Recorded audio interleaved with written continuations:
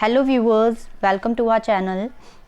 हमने एक previous video डाली थी जिसमें आपको बताया था कि कौन से ऐसे क्वेश्चंस हैं क्लास 12th अकाउंटेंसी के जो आपके बोर्ड में आने के चांसेस हैं। जिन क्वेश्चंस के आने के वो क्वेश्चंस आज हम आपको इलैबोरेट करेंगे, उनके आंसर्स आपको डिटेल में बताएंगे।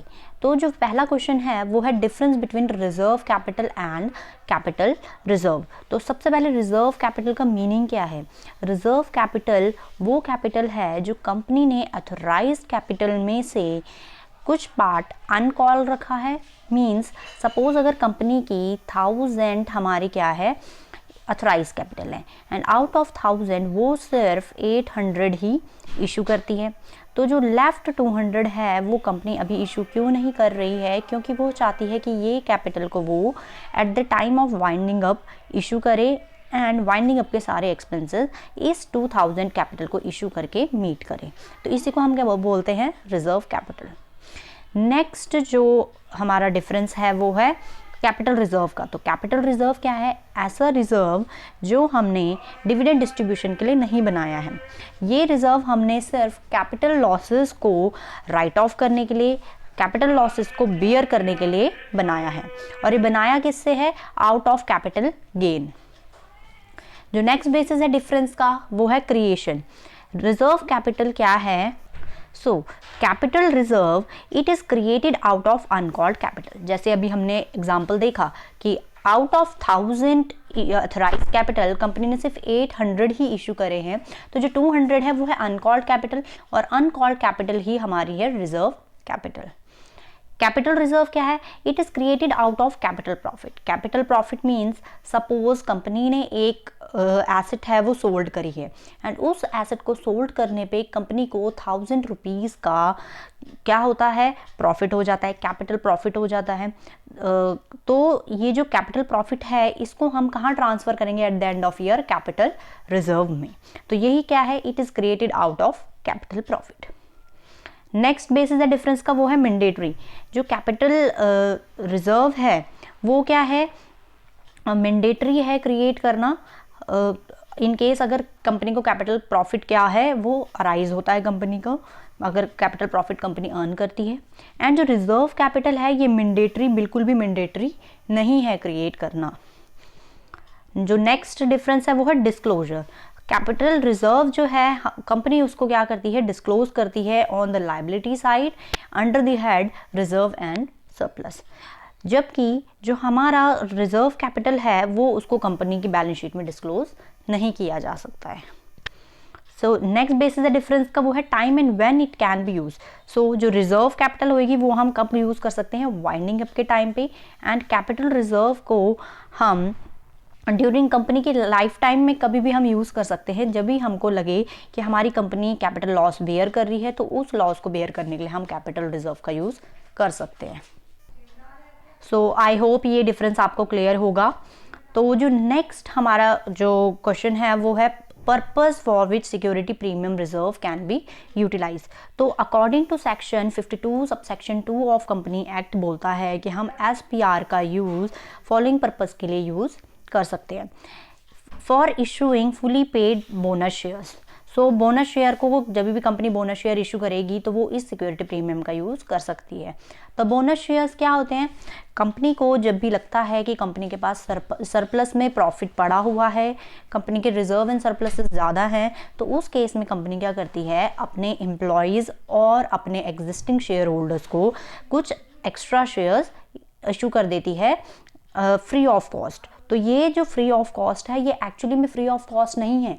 ये जो इन्होंने रिजर्व एंड सरप्लस में जो प्रॉफिट का पोर्शन बचा के रखा था ये यही सरप्लस का यूज़ करते हैं, इसी रिजर्व का यूज़ करते हैं बोनस शेयर को इशू करने के लिए।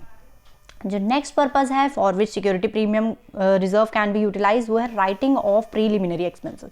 तो प्रीलिमिनरी एक्सपेंसेस क्या हैं, जैसे सपोज जब भी जो भी प्रमोटर होते हैं कंपनी के वो क्या करते हैं, लीगल एक्सपेंसेस, सपोज जैसे लीगल एक्सपेंसेस थे, कंपनी मीट करती है लीगल एक्सपेंसेस को, तो ये लीगल एक्सपेंसेस प्रीलिमिनरी एक्सपेंसेस होते हैं एंड ये प्रीलिमिनरी एक्सपेंसेस हम SPR से राइट ऑफ कर सकते हैं। एंड नेक्स्ट पर्पस जिसके लिए कंपनी सिक्योरिटी प्रीमियम का यूज़ करेगी वो है purchasing of its own shares. जब कंपनी को लगता है कि हाँ कंपनी के पास सफिशिएंट प्रॉफिट है, सफिशिएंट बैलेंस है रिजर्व में, तो उस केस में कंपनी क्या करती है, अपने ही शेयर्स को मार्केट में खरीद लेती है एंड अपनी ओनरशिप फिर से वापस ले लेती है। Next, providing for premium payable on redemption of redeemable preference shares and debentures. अब कंपनी जब डिबेंचर्स या फिर प्रेफरेंस शेयर्स को रिडीम करती है तो अगर उस पर जो भी प्रीमियम देगी, सपोज अगर कंपनी के पास 100 रुपये का डिबेंचर था एंड इस 100 रुपये के डिबेंचर को उन्होंने 110 में क्या कर दिया, रिडीम कर दिया, ठीक है, रिडीम कर दिया, तो ये जो 10 रुपये का जो हमको लॉस हुआ है, ये 10 रुपये का लॉस हम सिक्योरिटी प्रीमियम रिजर्व से बेयर कर सकते हैं और सिक्योरिटी प्रीमियम को यूटिलाइज कर सकते हैं इस लॉस को बेयर करने में। ओके, यहाँ तक आई होप क्लियर है सब। जो नेक्स्ट पॉइंट है, writing off the expenses off और द कमीशन पेड और discount allowed on issue of debentures और security of the company. Suppose company ने कोई भी कमीशन पे किया, कोई भी ब्रोकरेज पे करी किसी भी एजेंट को, या कंपनी ने डिबेंचर्स इशू करे हैं और वो डिबेंचर्स डिस्काउंट पे इशू करे हैं। मान लेते हैं कि कंपनी का जो डिबेंचर था वो 100 रुपये का था और कंपनी ने उसको इशू कर दिया 90 रुपये में, तो ये जो लॉस है अगेन 10 रुपये का, ये कंपनी SPR से बेयर करेगी। तो ये हमारे कुछ ऐसे पर्पसेस हैं जिसको कंपनी SPR से क्या कर सकती है, यूटिलाइज कर सकती है। सो द नेक्स्ट क्वेश्चन जो इम्पोर्टेंट है, जो लास्ट क्वेश्चन है वो है difference between dissolution of partnership and dissolution of partnership firm. तो डिसोल्यूशन ऑफ पार्टनरशिप एक्चुअली है क्या कि जब भी कोई भी ऑर्गेनाइजेशन या फिर कोई भी जो फर्म है, पार्टनरशिप फर्म है, वो क्या करेंगे, अपना एग्रीमेंट जो है वो चेंज करेंगे, तो उसी को हम डिसोल्यूशन ऑफ पार्टनरशिप बोलेंगे। जैसे या तो अगर कोई पार्टनर एडमिट हो गया या जो हमारा डेथ होकर हो गया किसी पार्टनर का, तो उसको बोलेंगे हम dissolution of partnership. And dissolution of firm means कि जब फर्म क्या है वो बंद हो जाएगी, आइदर या तो उसका जो पर्पस है वो क्या हो गया, वो फुलफिल हो गया है और फर्म डिसॉल्व हो रही है, या फिर अगर कोर्ट का ऑर्डर आता है, अगर हमारा जो बिजनेस था, जो फर्म का जो मेन पर्पस था वो अनलॉफुल हो गया है, तो उस केस में भी जो है हमारी वो फर्म क्या हो जाती है, डिसॉल्व हो जाती है। उस केस में कोर्ट फर्म को ऑर्डर कर सकती है कि फर्म को डिसॉल्व करो।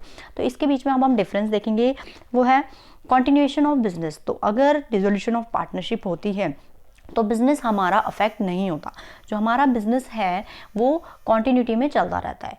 अगर पार्टनर की डेथ होती है तो अगर सभी पार्टनर एग्री करते हैं फर्म को कंटिन्यू रखने का, तो हमारा जो बिज़नेस है वो कॉन्टिन्यूटी में चलता रहेगा। जो डिसोल्यूशन ऑफ फर्म है, इसमें क्या होगा कि अगर हमारी फर्म डिसॉल्व कर जाएगी तो हमारा जो पार्टनरशिप जो पूरी फर्म है वो पूरी की पूरी क्या हो जाएगी, डिसकंटिन्यू हो जाएगी और हमारा बिजनेस अब एंड हो जाएगा। ठीक है, जो नेक्स्ट बेसिस है वो है revaluation and realisation of assets and liabilities. तो जो अगर हमारी फर्म डिसॉल्व करेगी, अगर हमारी फर्म डिसॉल्व करती है तो हमारा क्या होगा, हमको ये एक नेसेसरी है कि हमारे लिए हमको अपनी एसेट्स एंड लायबिलिटी को क्या करना है, सेटल करना है और एसेट्स को हमने रियलाइज करना है। ठीक है, and on the other hand की जो हमारी डिसोल्यूशन ऑफ पार्टनरशिप होएगी उसमें भी क्या है, अगर हमारी जो फर्म है वो रिकॉन्स्टिट्यूट हो रही है, मतलब अगर हमारी पार्टनरशिप की टर्म्स एंड कंडीशंस चेंज हो रही हैं, तो हमको उस केस में भी revaluation of assets and liabilities करना है। ये क्यों करना है, क्योंकि हम नहीं चाहते कि हमारा कोई भी पार्टनर ना लॉस में रहे, ना ही कोई भी पार्टनर गेन में रहे। ठीक है, तो ये रीज़न होता है जिसके कारण हमें revaluation of assets and liabilities करनी पड़ती है। नेक्स्ट जो है ऑन द बेसिस क्या है, डिसोल्यूशन ऑफ फर्म। ठीक है, तो इट मे और may not involve dissolution of firm. Partnership and होगा तो ज़रूरी नहीं है कि हमारी फर्म भी डिसॉल्व करे, तो ये ज़रूरी नहीं होगा। लेकिन अगर डिसॉल्व होती है हमारी फर्म तो हमारा जो है डिसोल्यूशन ऑफ पार्टनरशिप फर्म भी क्या होगा, ऑब्वियसली होएगा, पार्टनरशिप भी एंड आ जाएगा। क्लोजर ऑफ बुक्स, अगर हमारी फर्म डिसॉल्व करती है तो ये नेसेसरी है कि हमारे जो फाइनल अकाउंट्स है वो क्लोज होंगे। लेकिन डिसोल्यूशन ऑफ अगर पार्टनरशिप है तो ज़रूरी नहीं है कि हमको हमारा फर्म बंद हो रहा है तो अल्टीमेटली हमें अपने बुक्स ऑफ अकाउंट्स को भी क्लोज करने की नीड नहीं है। तो ये जो क्वेश्चन था ये भी 3 to 4 मार्क्स में आपसे पूछा जा सकता है। तो यहाँ तक आपको अगर कुछ भी डाउट है तो आप कमेंट सेक्शन में हमें बताइए, हम आपकी क्वेरीज़ को देखेंगे एंड उसका जल्दी से जल्दी रिप्लाई करेंगे। Thank you for watching the video.